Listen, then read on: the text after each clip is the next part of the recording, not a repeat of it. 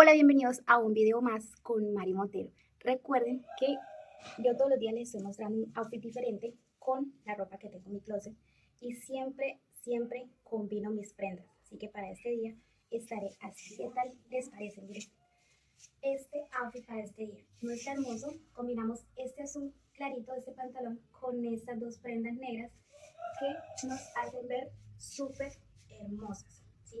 ¿Por qué? Porque el color celeste con el negro combina excelente con el blanco también, es algo brutal. Yo lo he combinado con el blanco y también me ha fascinado. Y para este día estaremos así, la podemos tener así suelta.